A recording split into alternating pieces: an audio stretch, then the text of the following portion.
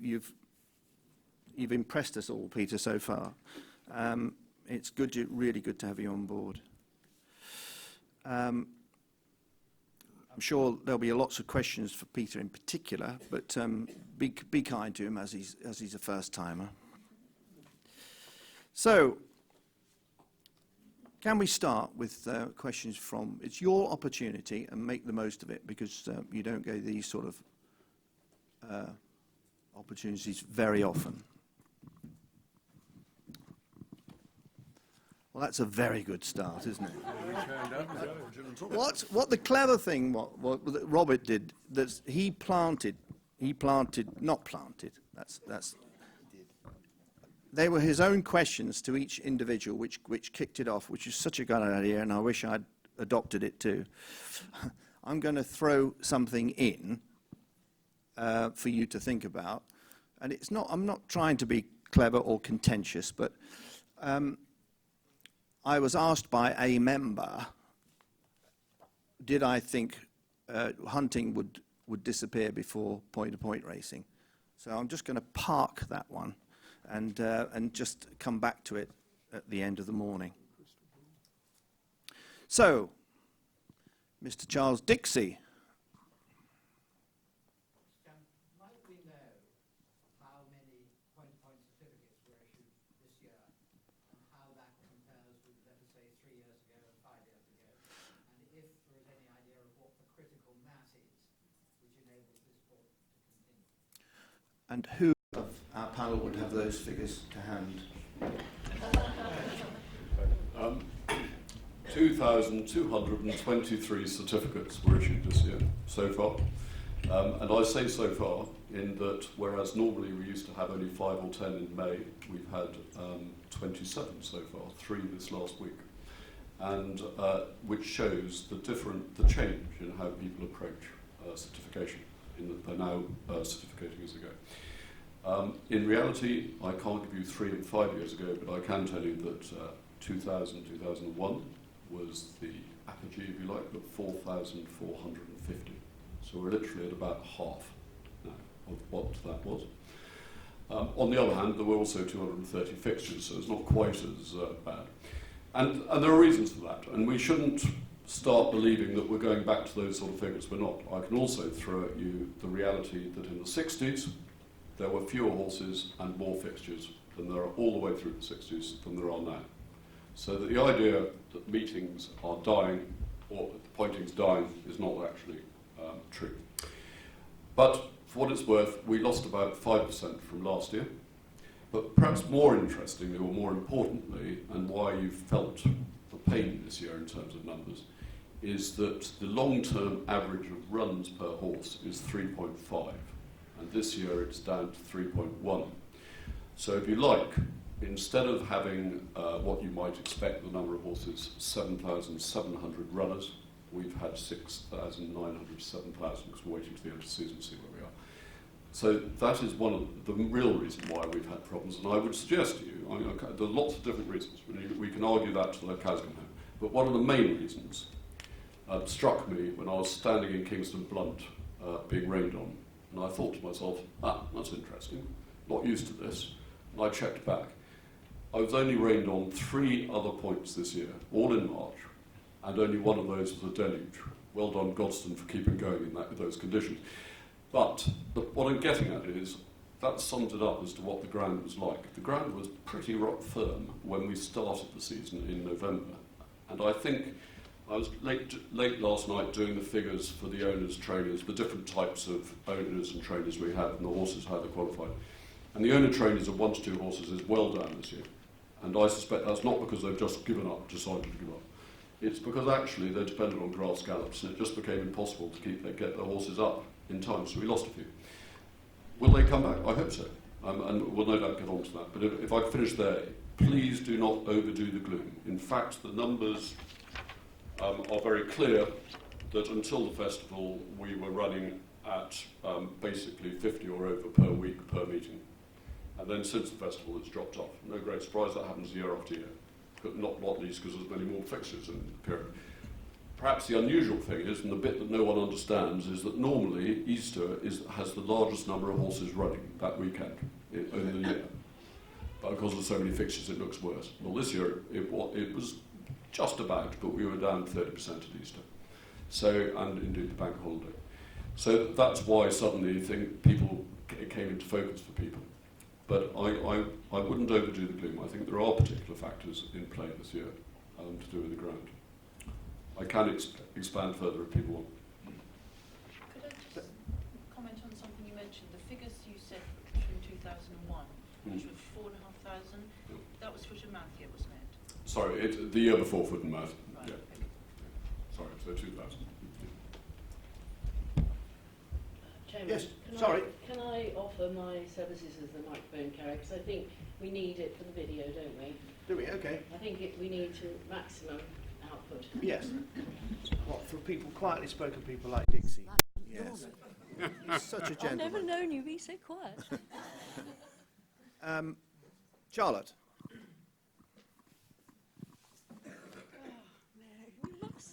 Two Charlottes.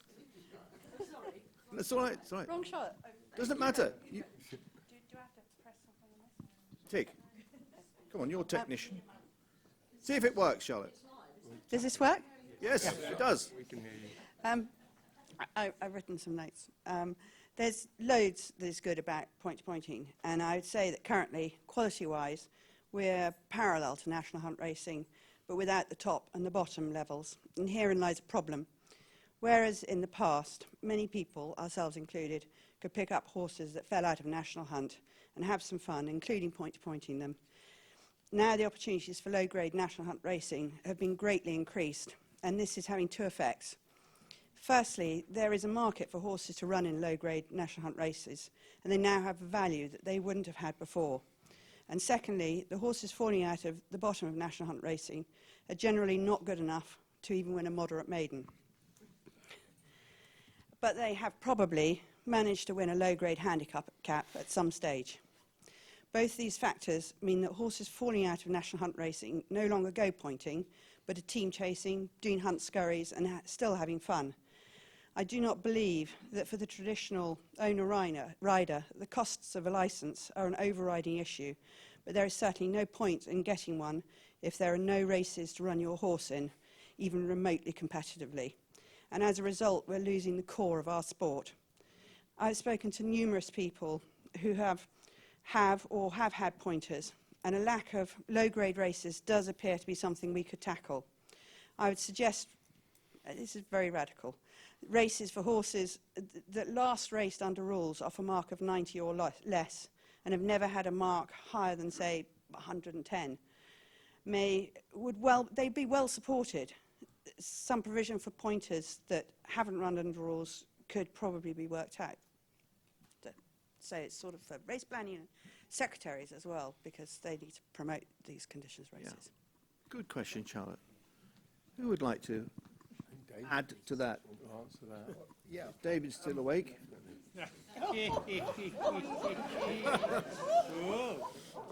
Don't worry, I'll get my own back. He will. I usually do.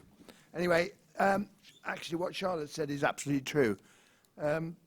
Doncaster last week, Gough Sale, we were trying to buy plenty of pointers between 5 to 20,000 area. And basically we came away with nothing. I was underbid 5 times, I think, for some schoolmasters, slightly better schoolmasters, up to 20,000. And we were blown out each time by Dan Skelton. There's a chap called Gavin Hamilton from Scotland who came and bought 2 for 20,000, who's got a licence up in Scotland. Is it Gavin? What are you laughing at, Ryan? I thought he might respond. But anyway, it was extremely difficult. I mean, extremely difficult. Trying to get people at that area, it was, as Charlotte said, it's very hard to find these sort of horses. And everybody's in the same boat. A lot of people went away empty-handed, and it was a pretty strong trade. I mean, all right, we've got Ascot coming up on Tuesday, which is, quite honestly, a pretty awful catalogue. You've then got to wait then for Doncaster again in August before anything comes up. and it is very, very hard to take these people on, and the Gordon Elliott even buying £6,000-7,000 horses to take over and run in the Ireland in the summer racing, and that is a very good. I think Charlotte's come up with a very good point. Yeah, so do I. Peter wants to add his little bit. If I could, I totally agree with Charlotte about this. I think what is interesting is the discussion paper talked about the need, the great phrase, conditions races, not helping anyone instantly, because all races in point-to-point are conditions races apart from a pure open. So if anyone could come up with a new term, I'd be grateful. But anyway, put that to one side. I did put in the discussion paper this point, which was to do with this, was the fact that we need to grade the conditions races downwards, and then people would understand the level their own horse ran at. And interestingly, apart from people saying that sounds terribly complex, I've had no comment on it at all. So that's one issue. But for what it's worth, we are looking at a veteran series, which I'm pretty hopeful that we're going to be able to confirm very shortly, for 10 plus, which will have the conditions set in a way that stops the uber brilliant veterans from running in them. And also we're looking at an owner-trainer series, which will not include Paul Nicholls.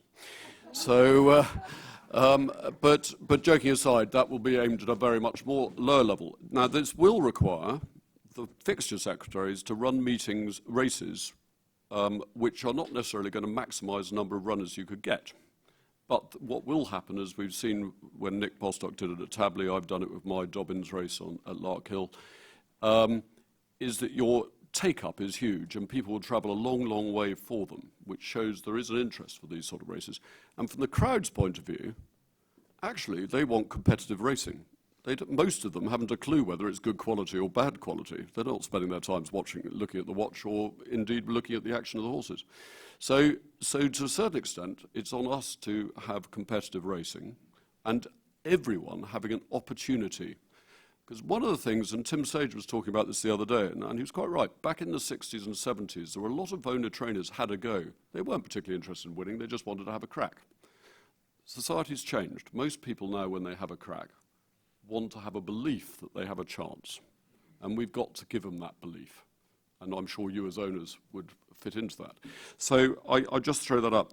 The one other positive thing, though, and here I am eating my words, frankly, and Phil will have a wry smile on his face, I suspect. This is the first year for 10, possibly 20 years, when the number of 6-year-olds has increased on the last year. Now, why that is, I'm not sure. It might be the failed 4- and 5-year-olds have come up on the market, but Minty, I'll leave that to you to comment on. But the reality is, but it's just an interesting aside for you all, just to play around with. Speak up, Nick, because you're not going to get the mic back. Just in line with creating competitive races for horses of a certain standard. If you look at the card tonight, we have got a handicap hunter chase, per se, which is a relatively new thing. There will be a lot of people in this room who curse them because the weight difference makes it pretty impossible for most people to ride at a lower weight. But is there some grounds here for, because we're now getting a fairly consistent rating, point-to-point rating for horses, is there some debate to create a handicap between 11 stone and 12 stone 5 for horses that fit against that rating system? I mean, it's just a completely wild suggestion. But judging by the number of phone calls and indeed jumping for fun comments from the aficionados, I don't think as yet our rating system is good enough for that. Although it would make racing interesting. There is talk about it. I think it'll take some years, and Nick Wilson's probably, who's in the audience, is better qualified to talk about it, but he knows the problems involved. But I think we're getting there, but perhaps we're more at the moment involved in just setting conditions in a way that in effect creates a handicap, but does make it. The other side of it is, of course, the poor old clerks of the scales. We have to accept that we're a volunteer sport, and our officials at point-to-points do a smashing job, absolutely smashing job. But some of them do a lot of meetings, and others just turn up on the day for the first time.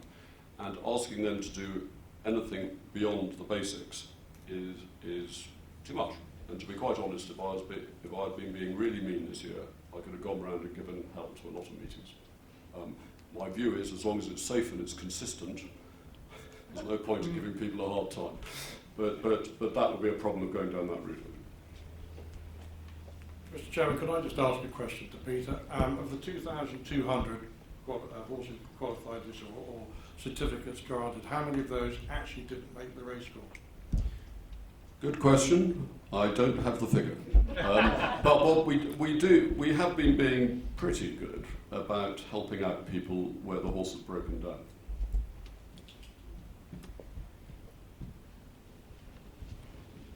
Charlotte, please. Sorry, Dick. Where are you, Charlie? Hand up. Keep your hand up. Is it Charlie?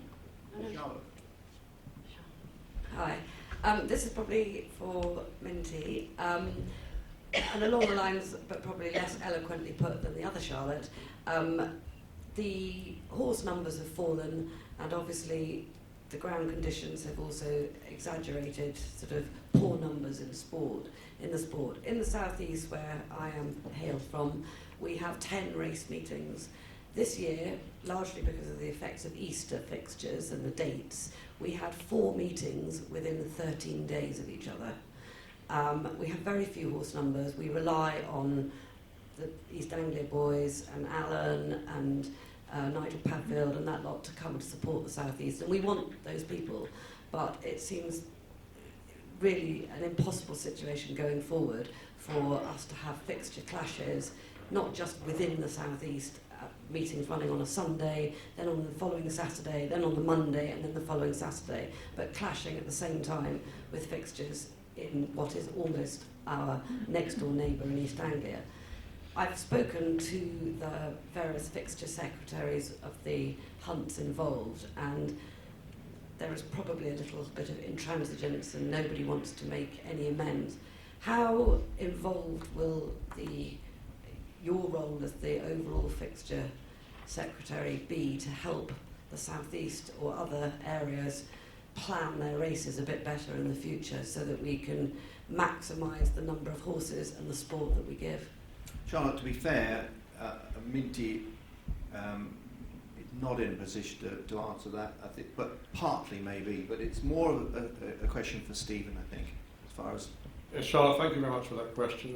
The difficulty we have is you've got some very protective secretaries who wish to protect the dates that they've always had. We did try one day to say to people, you can race on this day, that day, or the other day, and people are saying, I'm sorry, we can't get the help, we can't get the course, we can't do this, we can't do that. The latest one we've had this week is, we can't race on that next year, that day, because it's Mother's Day. Now, I just replied to say, we'll have a Best Mother's Day turnout competition and see what happens. But there's an awful lot of passion, an awful lot of protectiveness, and it's not just a question of, are you going to clash with anybody? We've all got such a limited period of time to fix 170 meetings in, and whereas we're not clashing too much with each other now, because when I first took over 5 years ago, this room was like World War II. I mean, the arguments about who was going to have which days and who wasn't, we have now worked very hard to try and get that ironed out. And I think one or two people would say that we are succeeding on that. But it's still a very difficult situation. If anybody in this room can pacify 172 different area fixtures to agree the dates, then they better come and sit here and not me. But we are doing our best. Could I just add to that, and I would wholeheartedly support the PPSA on that point, because at the end of the day, I mean, you could also have pushed it towards the MFH and Alan, because at the end of the day, the hunts want to do the fixtures. There are some people make some quite interesting remarks. Say, well, get rid of a whole lot of fixtures. What is interesting when examining the stats, it shows very clearly that if a hunt goes in an area, on the whole, the horses certificated to that hunt go, not least because they can't run the hunt race, I hear you say, but no, they just generally go. And it seems to be linked to if the officials, who quite often have a horse amongst them or two, if they give up running a point-to-point, they also give up having a horse. They lose interest. So, for example, west of the Pennines, the last point-to-point was the Cumberland Farmers. Last year had 22 hunt certificates. This year, 10, probably before they agreed not to run a point. and I'm guessing it'll be 5. I doubt there are 20 horses in training west of the Pennines now. So there's and we see the same thing in Sandhurst. There are only 19 horses now qualified, 16 of those with the Vine and Craven. 1 with the Tedworth, so 2 with the other 8 hunts that belong to that area. We don't have a point point. Lark Hill is a different example, where Lark Hill's never let the hunts have officials run things because we run it ourselves. The end result, they don't have any horses. So I've realised that actually when we look at this and think, people say, "Oh, close it," it's self-destructive. Now, if some hunts, I feel we might look to incentivise them, look at going forward, to unite to run meetings, because actually they want to run in the Easter period or April, May. That's really when they're going to make money. If they aren't large enough to do the non-racing activities, they ain't going to make the money that the larger meetings are making. So they need to look at that sort of thing. But I would finally finish with this point.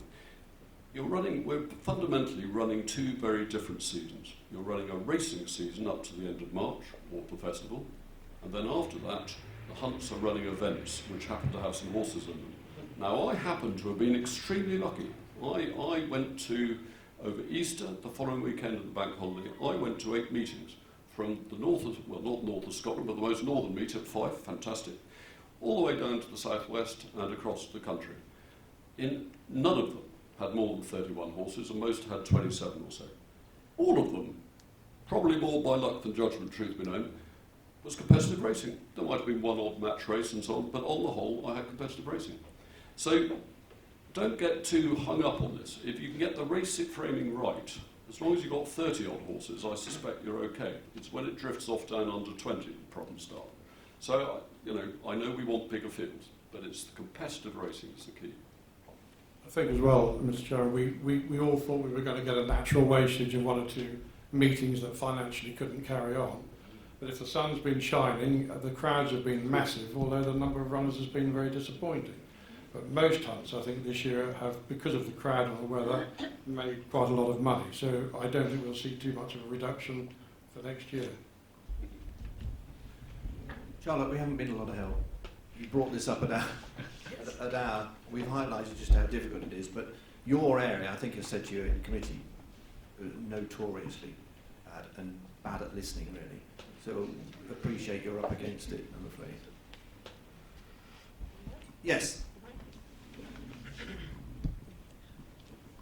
Hi, Peter. Competitive racing. I think that is hugely important.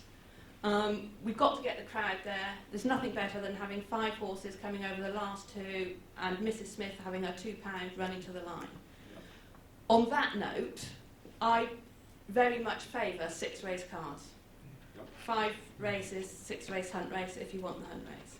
Apart from the crowd, the second generation of bookmakers are not that keen to come and stand in the field anymore. Some meetings only have 4 bookmakers. So, framing a race is fine, but there's the other side, the bigger picture. We've got to have competitive racing. And in the day, when I did it, it wasn't unusual to have a 6 race card. Then we had a boom, and we had more. So actually, if we go back to the 6 race, we're actually not going back. We're going to a level where I feel we would get competitive racing. And we've got to keep the bookmakers coming. If they can't make a little bit, they're going to stop.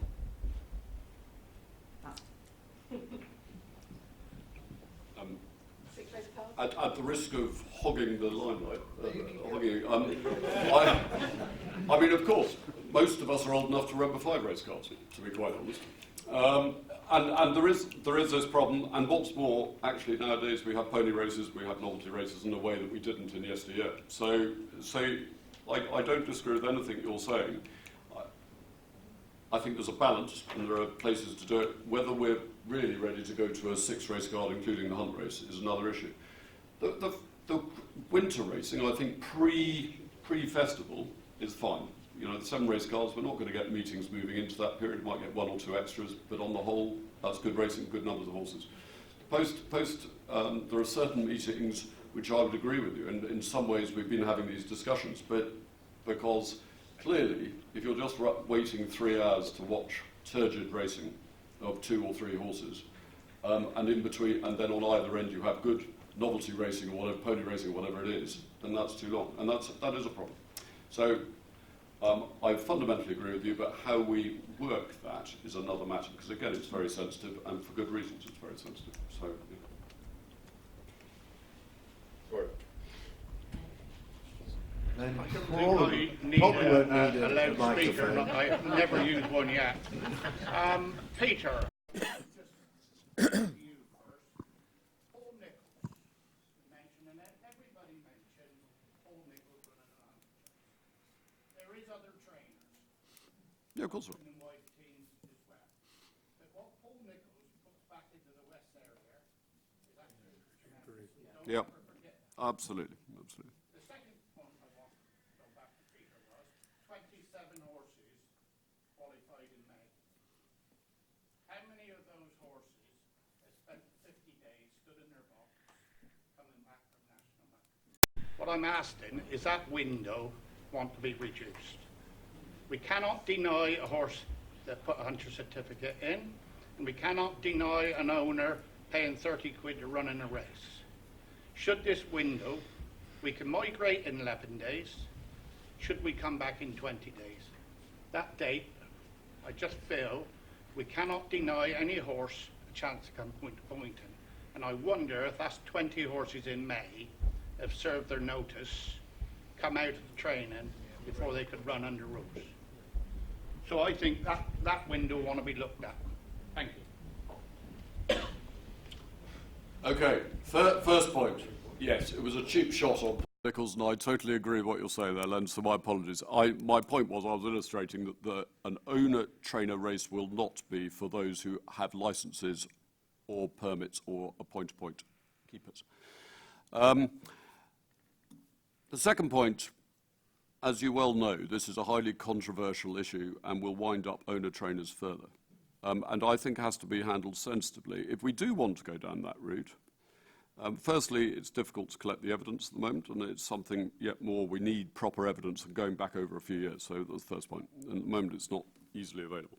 The second point is that we need to work out, if we do want to go down that route, that we bring everyone with us, as opposed to it being yet another divisive argument between us all. And I would suggest that the way to do that, if we want to go that way, is for trials for certain areas which are already short on horses, and see what happens and whether it's picked up. Maybe yours. But my concern is that when we do these things in general, forget this specific point, that we do something because we think it's going to help the sport, and then we discover there's an unintended consequence that we hadn't actually thought of, funnily enough. And then there's the effects are both positive and negative, and it's very difficult then to assess what really happened. David Minton, any comment? No. Fair enough. Alan?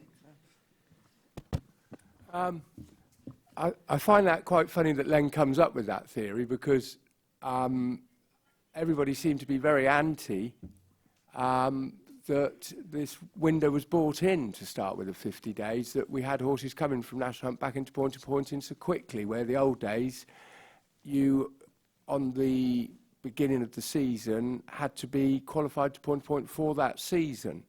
So if we tighten it back up, yes, is it going to make it more unattractive, our sport, to the owner rider, pulling it back to 20 days? I personally would feel that going less than 50 days would be bad, because I still think we've got to have a reason why people want to have a point-to-pointer as a point-to-pointer and not jump from one code to the other.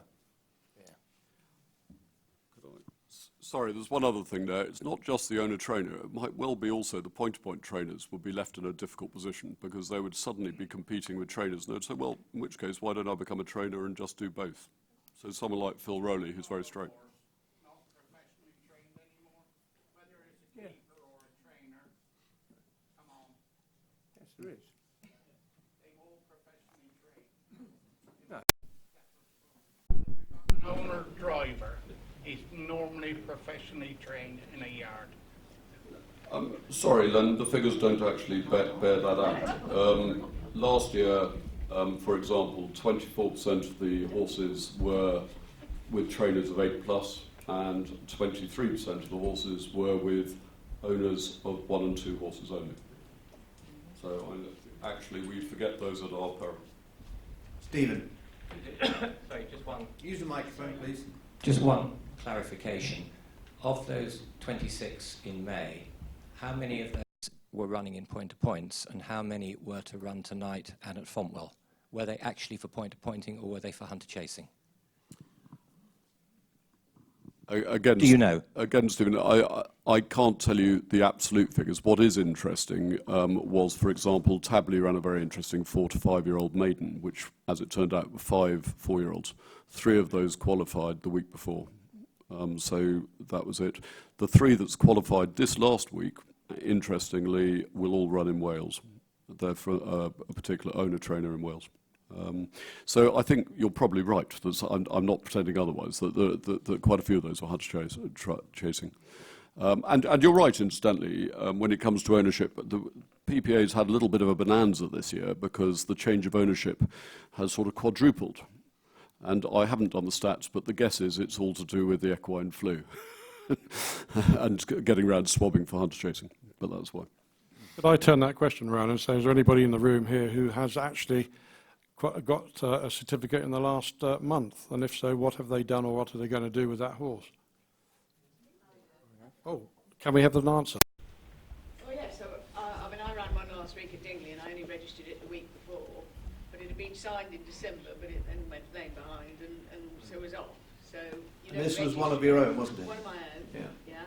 Was it given to you by any chance? Yes. It's a horse called Giveaway, by the way. It's a weak joke. Anyway, yes, but there are reasons, and now, because you only have to register your hunter certificate a week before, it allows you to not, you know, in the old days when we registered them 3 to 4 weeks before, you'd probably registered it before it injured itself, so they were in the book, whereas now it's only 2 days or 3 days before you make your entry. You're obviously not going to register it until you're fairly certain you're going to run the next week. So I think that makes, you know, all these young horses you've just suggested that are running in maidens, like my own, you know, you're only going to register them when you've got them ready to run. And I think that's a massive strength of the new system, to be honest. You know, as in, Francesca and I registered a 4-year-old. He due to his performance, he ran on 3 consecutive weekends. He actually showed a bit of ability the last day at Dingley, and he is now going to remain in the sport next year. We've sold him, and he will go through the grades next year. So I do think, again, that is another side of the 4-year-old argument that, you know, Francesca and I, yes, are commercially minded, but we had 2 4-year-olds that have shown ability this year without winning, and they are both going to stay in the sport and go through the grades next year. So I think all of us collectively need to be accepting new investment into the sport from all angles and trying to work together without turning upon each other to make the sport great. I don't come from a point-to-point background, more to the pity. But, you know, we across the spectrum have owner riders. The lady behind was saying about cheaper maidens and stuff. Last year we had a horse called Summer Sounds that I bought privately. He was rated 86. He went through the grades for James Jackson Stops, ended up running an intermediate final at Cheltenham. We couldn't even sell him to stay in the yard this year. Francesca and I had to keep a quarter. We moved heaven and earth to sell 3/4 of him. He has now won 5 more races this season, ridden by 2 young riders in Alice Stevens and Luke Scott, who are connected to the yard. We also found another young maiden from Paul Flynn's called Black Jewel, rated 81, ridden by another owner rider, Gordie Hopkinson, and he ended up running an intermediate final at Cheltenham. But we are struggling to get, even with our relative success, to get people to come in and invest in a point-to-pointer for a point-to-pointer's sake, to go through the grades, to be ridden by Gina Andrews or anyone in particular. And the only way we get people in is either owner riders, which I would hope because of the benefit they see from the coaching we can provide and the job we do with them, or people that are looking to invest in a young horse. And they are people quite often from outside the sport that then come pointing and have a great day and hopefully will come pointing again. And I think it is naive to kind of shut off and be very anti any new investment in the sport. And what we need to do is work alongside each other to make everyone coexist and get as many people into what is a great sport as possible. Well done, Charlie. Well said. Gentlemen. Come on, T. Clive. Here we go. Thank you very much. Hello, I'm Clive Hitchings, and I don't want to dwell too much on the Paul Nichols situation, but I am a little bit responsible for that. Paul is a great fan of point-to-pointing, and he does attend as many point-to-points as he can down in his area. The Virac situation came about because he was too highly rated under rules, and so I decided that I would point-to-point to hunter chase him. Paul offered to pay half the expense. The horse still belongs to me, but offered to pay half the training expenses because he wanted his young staff who work for him to have the opportunity to ride in point-to-points and get some experience, as Bryony Frost did. And now the young lady who's riding Virac tonight has done extremely well, and she works for Paul full-time. I think that I've been involved in point-to-points for 45 years, I think, just over. And I love point-to-pointing, although we have horses under rules. But point-to-pointing has always been my first love, and will continue to be. Good. And I'm very interested in the comments that have been made today about the future of point-to-pointing, which I'm sure we're all worried about. But I think we've probably got, having listened today, a good team up there that are going to make sure that it does survive, and survive well. Thank you. Thank you, Mr. Hitchins. Alan Hill. Going back to what Charlie said about encouraging people into the sport, 100% I agree. I think we're all in this room to encourage everyone we can. But Luke Harvey, who I think is one of our best adverts for the sport, never stops on television, whether it be ATR or ITV. He came out with an interesting statistic at Newton Abbot this week. Of all the horses that ran there were going to be 5 horses only, if they got round, that wouldn't go home with prize money. There were 2 races where prize money went down to 8th place, and if you finished 8th, you got £350. But out of those 5 horses, 2 of them were going to be in the hunter chase, because there were 5 runners, the prize money only went down to 3rd, and if you finished 3rd, you only got £295. This is a problem we've got, that we have horses running under rules in the summer, getting 350 quid for finishing 8th. Whereas if we go to a point-to-point, as we well know, we can win and win less than that. So you're right in what you say, Charlie. We are up against it, and we've got to encourage people. That makes it difficult for us when it is not. No one should be in point-to-pointing to make money out of prize money, but it is nice to be able to have a check. And this is what some people nowadays want, is the financial reward. So I thought that was very interesting what Luke said about that's what we're up against. That's a fact. I mean, when you try and discuss this to someone about the relative cost, that you're going to spend all the cost to keep a horse as normal, a training fee and whatever else, and then we are going to go to a field which is an incredible day out and run for 150 quid. It is a very difficult argument, and we need to be constantly innovative about how we're going to keep bringing these people in, because it's not going to be a never-ending cycle, as in a lot of the people that are passionate about pointing are steeped in hunting and whatever else, and as these things dwindle, we need to be looking to how we're going to get new investment in the sport, in my opinion. So, should we then be able to make prize money in point-to-pointing better? I turn the question back onto the audience, that we have at the moment an upper limit, and should we be able to have £2,000 or £5,000 races, especially over Easter, when we have this lack of runners? Could a meeting that is going to have a big gate, i.e. Higham or Kimball, be able to hold a richer race to encourage people to keep their horses point-to-point? Well, I thought from your point of view, we had a runner at Kimball. The maiden, I think, had the biggest field of the day, 7 or 8 runners, and the rest. And to give credit, and we have disagreed on occasions, the course was in incredible condition, and it was a travesty that you had such a small entry, to be honest. And I know there were lots of people there, and that's brilliant.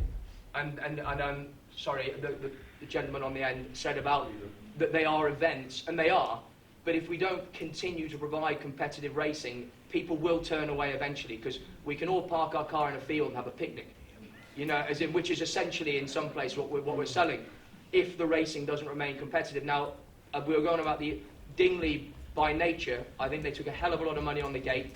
There was, I think, thanks to Stuart Morris, one race was a match race as he ran 2 runners in it. I think there was a walkover and whatever else. And I can't believe that punters don't go away disgruntled from that.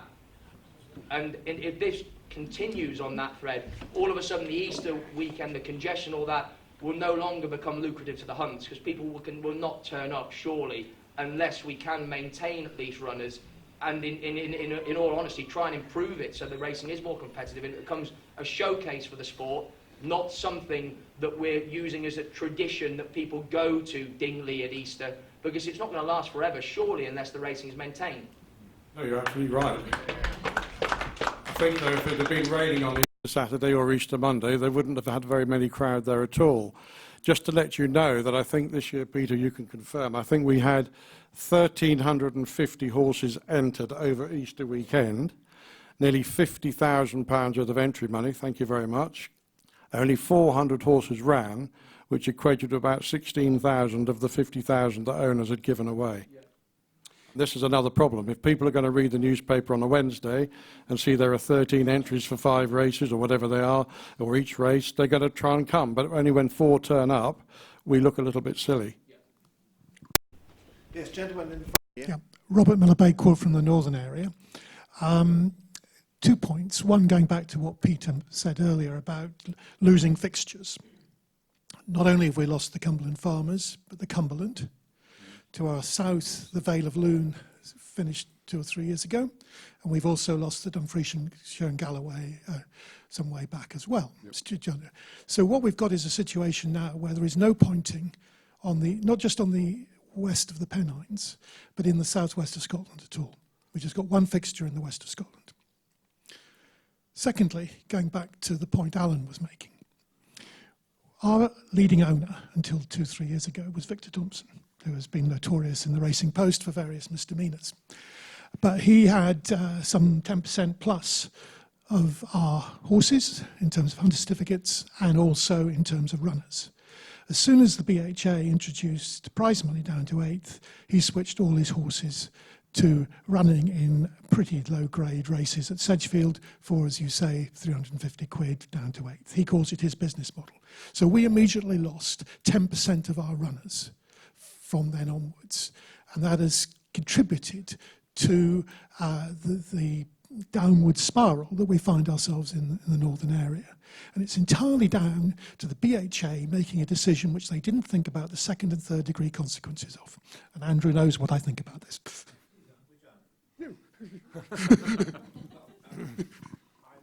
And Andrew, wait for the microphone, please. Your point is well made in your particular area, Robert. I accept that. But you need to see the overall scale of things. The reason the BHA brought prize money down to 8th place was entirely to benefit the grassroots of rules racing, but and to spread more money out to journeyman jockeys and journeyman trainers, if I may call them that. And that was, and I agree, the consequence of point-to-pointing, arguably in some areas, has been unfortunate. But I don't know what Peter, we've talked about this. I'm not sure there are that many people. I mean, who really wants to watch their horse trailing around 8th at Kelso instead of going to point and with all their mates and winning a cup? I mean, I don't think there are that many people who do that. I mean, do people disagree? I think when you can't even afford, your prize money from the point to point, by the time you pay the jockey. Jockey's expenses, you mean, of course. You paid your transport, you paid your entry, and you're basically coming back having had to pay more than what you've won. Yeah. I think people would rather try and run under rules. How do you convince someone? You may be right, but I'd much rather. Well, Quite happy just going home, and I agree the trophy is wonderful, but I just think when it's costing you more to get there. Well, I think there are 2 separate issues. One is whether we have more prize money in point-to-points or not, and the other is whether the BHA was right to try to help the grassroots of rules racing. And Charlie, I remember taking a prompt to once with my son, that'd be right. Yeah. And you know, you were all struggling for rides, and if you got prize money, that you got a little bit of that prize money. And forgive me, I don't mean to be rude, but I remember it well. No, you're completely right. I think Alan makes a very interesting point about the prize money to try and encourage, you know, sort of races with more runners over the Easter weekend, and maybe that should be at the hunt's discretion, you know, individually, their own race planning committee. I think going into the grassroots thing of the BHA is a very difficult thing, you know, as in there's an issue with runners under rules and prize money under rules, where we are racing for thousands, not hundreds. Exactly. You know, so it is, but I completely agree with you, we don't want to lose the amateur spirit, and for me, I would far rather go racing and have a nice day out point to pointing than would go under rules. And I think that needs to be encouraged. But I don't know quite what the answer is with regard to helping incentivise people to come pointing and have runners. No, I agree. Well, I mean, your contribution is incredibly well made. I'm going to give the microphone up, or I'm not.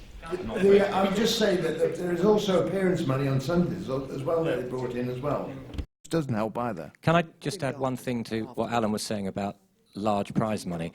When I was on the PPA board and we looked at trying to do this, the BHA, I'm sure Andrew will agree, were very reluctant to allow even £1,000 because we lack the integrity services that they have under rules racing. So I think you'd probably hit a brick wall, even though it's a good idea, with that. Yes, we went with the Anglo-Irish and got 4 races for that, all up to £1,000. So they were very helpful there, but I do agree with you there, Stephen. Are we going to hit a brick wall? And I think it's an unfair one.